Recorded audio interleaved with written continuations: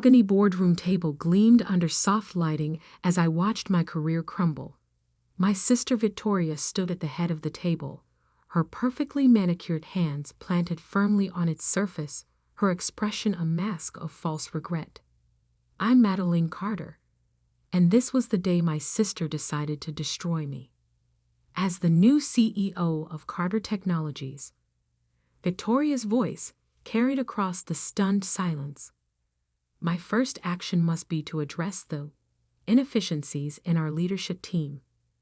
Her eyes locked onto mine, cold and calculating. Madeline, your performance as Chief Innovation Officer has been consistently disappointing. I sat perfectly still, my face betraying nothing as 2 decades of memory flashed through my mind. Dad building Carter Technologies from nothing, teaching us both the business from the ground up, making us promise to always protect his legacy together. Dad had been gone just 3 months, and already Victoria was breaking that promise.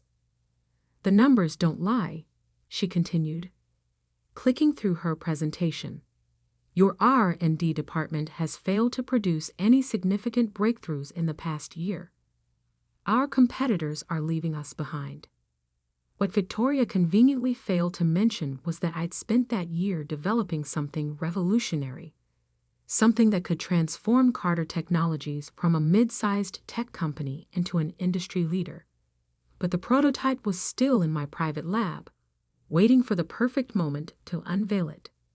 A moment that would never come now. Therefore, Victoria straightened her designer blazer, effective immediately. Madeline Carter is terminated from her position at Carter Technologies. The board members shifted uncomfortably. Some had known me since I was a child, had watched me grow up in these halls, but none spoke up. Victoria had spent months consolidating her power, replacing key members with her own allies. You can't do this, I said quietly, my voice steady despite the rage building inside me. I own 30% of this company.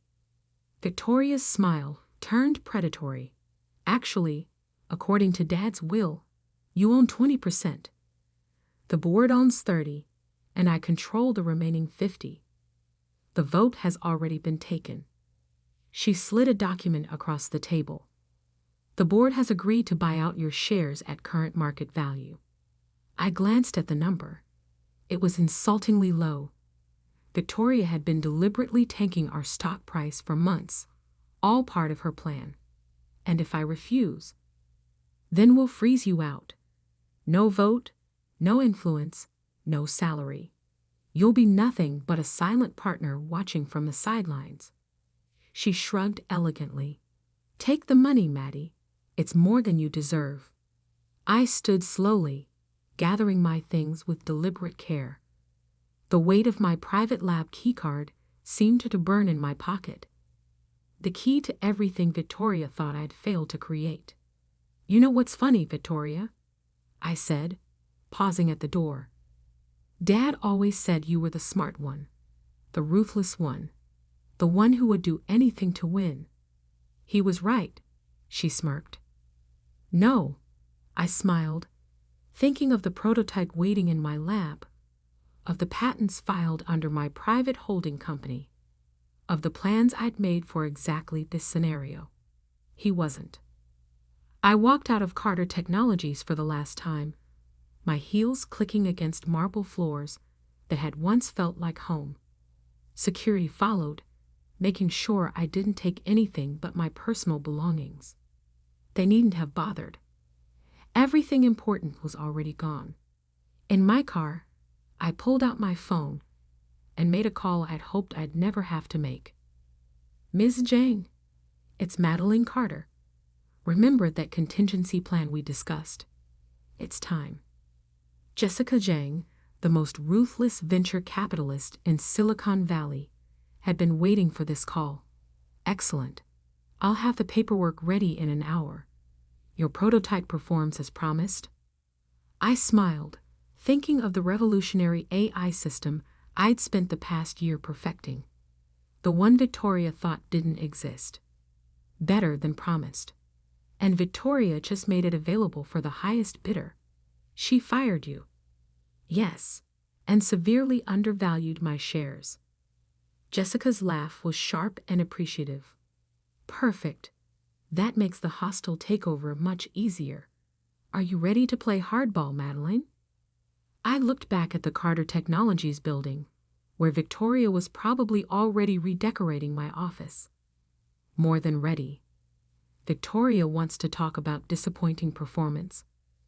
Let's show her what disappointment really looks like. That night, in my penthouse apartment, I reviewed the documents Jessica had sent over. The plan was elegant in its simplicity. My private company, Phoenix Innovations, would partner with Zhang Ventures to launch a competing product. Then, using the market chaos that would ensue, we'd start quietly buying up Carter Technologies stock. Victoria thought she'd won by forcing me to sell my shares at a discount. She had no idea she just made her biggest mistake. My phone buzzed. A text from our mother. How could you let this happen? Victoria was just trying to protect the company. I didn't bother responding. Mom had always favored Victoria, excusing her ruthless behavior as good business sense, while criticizing my more innovative approach. Instead, I opened my laptop and began typing an email to Carter Technologies' biggest clients. They deserved to know that the company's most innovative products, the ones they'd been eagerly awaiting, were about to come from a different source. Victoria wanted a war. Fine. But she was about to learn that sometimes the quietest soldier is the most dangerous. And I had been very, very quiet. My prototype sat in its secure case, ready to revolutionize the tech industry. Victoria thought she'd stripped me of everything. She didn't realize she'd actually set me free. In 3 months, I would walk back into that boardroom. But this time, I wouldn't be the one getting fired. This time, I would own everything. The next 3 months transformed everything. While Victoria was busy redecorating my old office at Carter Technologies, I was building her worst nightmare. My new headquarters occupied the top floor of a gleaming skyscraper across town. Floor-to-ceiling windows offered a perfect view of Carter Technologies building, a constant reminder of what I was fighting for. The prototype testing is complete, Dr. Marcus Chen, my lead engineer, announced as he entered my office. It's exceeding all benchmarks.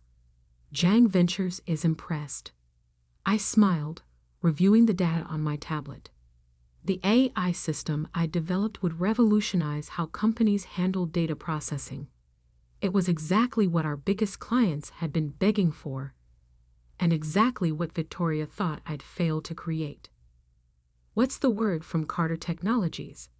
I asked, though I already knew. I had sources everywhere now. Marcus grinned. Chaos. Their stock dropped another 15% this morning. Clients are jumping ship left and right. Victoria's trying to fast-track a competing product, but all their best engineers now work for us. I finished. I'd made sure to hire them within days of my departure, offering better pay and creative freedom. My phone buzzed. A text from my mother. Victoria's struggling. The board is asking questions. Please stop whatever you're doing. I deleted it without responding. Victoria had made her choice 3 months ago. Now she could live with the consequences. Jessica Zhang strode into my office, her sharp suit and sharper smile indicating good news. We just acquired another 5% of Carter Technologies through our shell companies. That puts us at 18% total. I nodded, pulling up the ownership breakdown on my screen. Victoria still thinks she's untouchable with her 50% stake. She hasn't noticed the ground shifting under her feet. Speaking of shifting, Jessica settled into a chair. Your old friend, James Morrison from the board, reached out. He's ready to flip his voting shares to our side. Apparently, Victoria's latest temper tantrum in the boardroom was the last straw. I remembered James. He'd been one of my father's closest friends and had never approved of Victoria's hostile management style. His 10% stake would be crucial. Perfect timing, I said. The product launch is scheduled for next week. Once we announce Phoenix Innovations' new AI system, Carter Technologies' stock will plummet. Jessica finished, her smile predatory. And we'll be ready to buy. The product launch was everything we planned for. I stood on stage at the tech industry's biggest conference, presenting the AI system that would change everything. In the audience, I spotted several Carter Technologies board members, their expressions growing increasingly panicked as they realized what they'd lost. Victoria sat in the front row, her face a mask of fury as she watched me unveil the innovation she'd claimed I couldn't create. When I announced that Phoenix Innovations had already signed contracts with 3 of Carter Technologies' biggest clients, she stormed out. The next morning, Carter Technologies' stock dropped 40%. "Your sister's online one," my assistant announced later that day. "She sounds upset." I let it ring through to voicemail. Victoria had never bothered to listen to me. Now it was my turn not to listen to her. Her message was exactly what I expected. Threats, accusations, demands to know how I'd stolen her clients. She still didn't understand that she'd driven them away herself, with her focus on short-term profits over innovation. The hostile takeover proceeded exactly as planned. As Carter Technologies' stock price fell, our shell companies kept buying. Board members, seeing the writing on the wall, began selling their shares, conveniently to buyers we controlled. Victoria fought back, of course. She tried to rush out competing products, but without the innovative talent she'd driven away, they were pale imitations. She attempted to sue me for patent infringement, but all my innovations were legally protected under Phoenix Innovations. She even tried to turn our parents against me. Not that she needed to. They'd always taken her side. But this time, it didn't matter. I wasn't the quiet, accommodating sister anymore. 2 weeks before the final board meeting, I received an unexpected visitor. James Morrison stood in my office, looking both impressed and slightly amused. "Your father would be proud," he said, looking around at what I'd built. "He always said you were the real innovator. Victoria just couldn't see it." I raised an eyebrow. "Is that why you're here? To tell me Dad would approve?" He shook his head. "I'm here to warn you. Victoria knows she's losing control. She's planning something desperate for the board meeting." "Let her try," I said calmly. "Everything's already in motion." James studied me for a moment. "You know, she always thought you were the weak one, the quiet one who would never fight back." I smiled, thinking of all the quiet moments I'd spent planning this very outcome. That was her first mistake. The night before the board meeting, I stood in my office looking across at the Carter Technologies building. Tomorrow, everything would change. My phone buzzed with a final text from Victoria. "Whatever you're planning, it won't work. This is my company." I didn't bother responding. Instead, I opened my laptop and reviewed the final numbers one last time. Through our various shell companies and allied board members, we now controlled 49% of Carter Technologies. Victoria still thought her 50% stake made her invincible. She didn't know about the final piece of the puzzle, the 2% of shares Dad had left in a trust, with very specific instructions about how they could be voted, instructions that would be revealed tomorrow. As I gathered my things to leave, I caught my reflection in the window. I looked different now, Stronger, sharper, more like the CEO I'd become. Victoria had tried to erase me from our father's legacy. Instead, she'd given me the push I needed to build my own. Tomorrow, I would walk into that boardroom not as the sister she betrayed, but as the woman who now controlled her fate. And this time, there would be no false regret, no fake sympathy. Just pure, cold, corporate justice. The morning of the board meeting, I arrived early at Carter Technologies. The security guards, who still remembered me from my childhood days running through these halls, nodded respectfully as I passed. They'd seen enough corporate drama to know which way the wind was blowing. The boardroom looked exactly as it had 3 months ago, down to the gleaming mahogany table where Victoria had tried to destroy my career.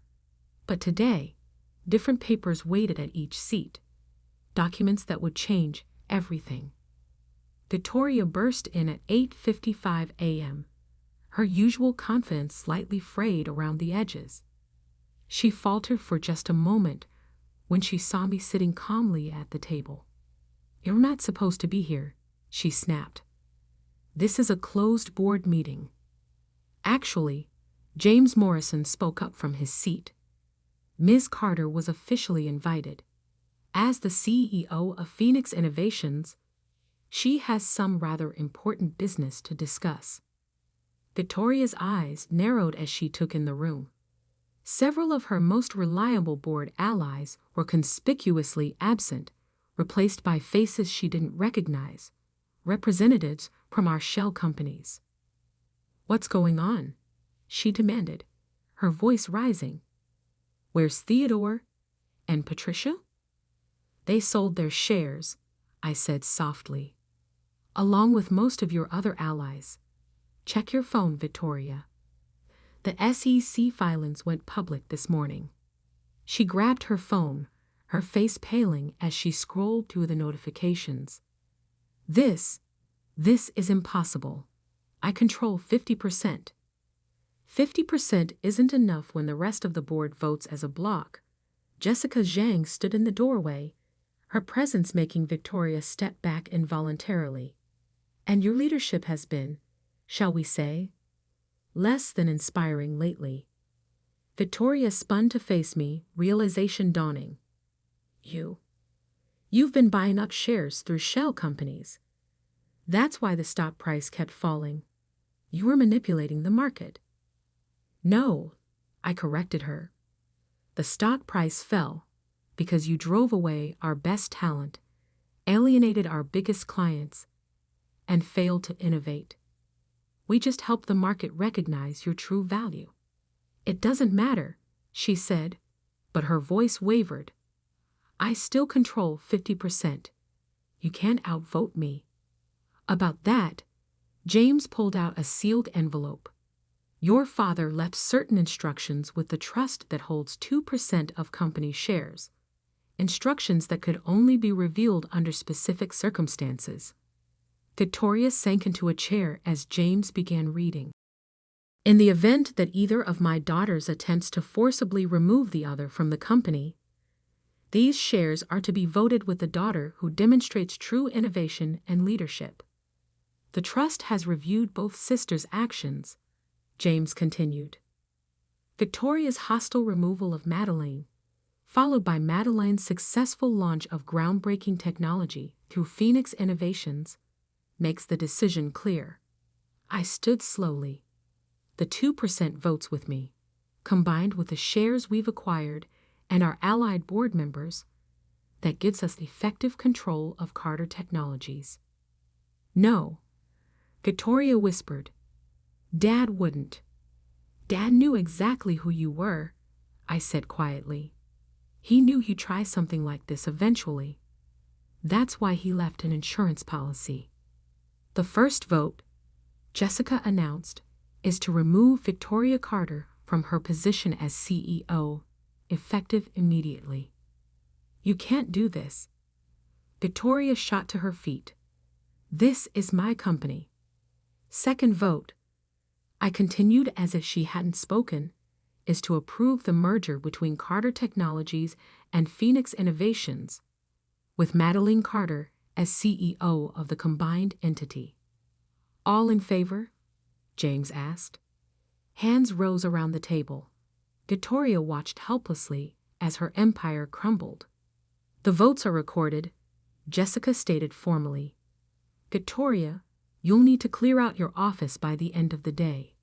And if I refuse, then I'll have security escort you out, I said calmly, just like you did to me 3 months ago. She stared at me, tears of rage forming in her eyes. I'm your sister. You stopped being my sister the moment you chose power over family. I'd pressed the intercom. Security, please escort Ms. Carter to her office to collect her belongings. As Victoria was led away, our mother burst into the boardroom. What have you done? How could you do this to your sister? I met her gaze steadily. The same way you both did it to me. The difference is, I did it legally and ethically, and I did it better. Over the next year, the merged company flourished. My AI technology revolutionized the industry, just as I'd planned.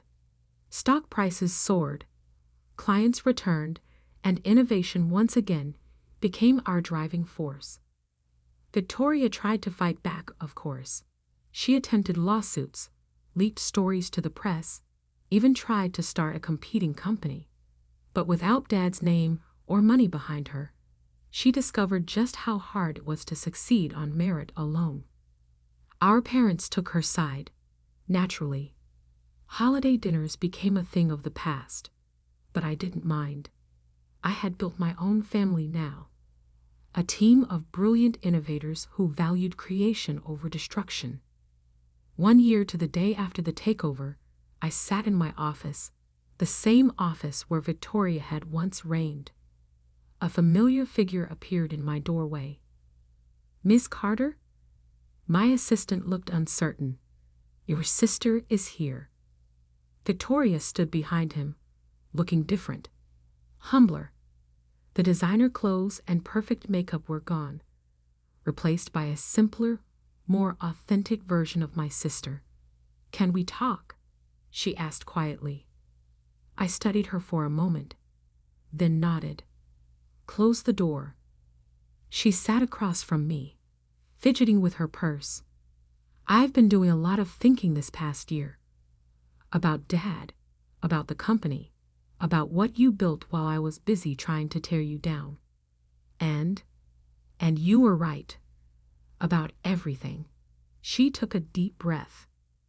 I wanted to control Dad's legacy so badly that I forgot what that legacy was supposed to be about. Innovation, creation, building something meaningful. I leaned back in my chair, waiting. I'm not asking for my job back, she continued. I don't deserve it. But I've been developing some ideas of my own. Small stuff, nothing like your AI system. But it's mine, and it's honest. She pulled out a business plan, sliding it across my desk. I'm not asking for money or support. I wanted you to be the first to see it. I picked up the proposal, scanning it thoughtfully. It was good, genuinely good. A small tech solution for local businesses, the kind of thing that could help real people. You did this yourself? She nodded. No shortcuts. No writing on Dad's name. Just me. Learning to code in my apartment, trying to build something real. I was quiet for a long moment, remembering all the times I'd wished for my sister to understand what real innovation meant. There's a small business incubator program starting next month, I said finally, independent from Carter Technologies, but I mentor there sometimes. Submit your proposal. If it's accepted, you'll get seed funding and guidance. Really? Hope flickered in her eyes. On one condition. I held up a finger. You earn it. No special treatment. No family connections. Just your idea and your work ethic. She stood, straightening her shoulders. That's all I'm asking for. A fair chance to prove myself. As she turned to leave, I called after her. Victoria? She paused at the door. Dad would be proud. Not of what happened before, but of what you're trying to do now. A small smile curved her lips, not the predatory smirk I remembered, but something more genuine. Thanks, Maddie. But I think he'd be prouder of you. After she left, I stood at my window, looking out at the city where both our dreams were taking shape. Victoria had needed to lose everything to learn what real success meant, and I had needed to lose my place in the family to find my true strength. Sometimes the best revenge isn't about destroying your enemy. It's about building something so magnificent that they're forced to change just to keep up. And sometimes, if you're lucky, that change creates something better than revenge. It creates understanding. As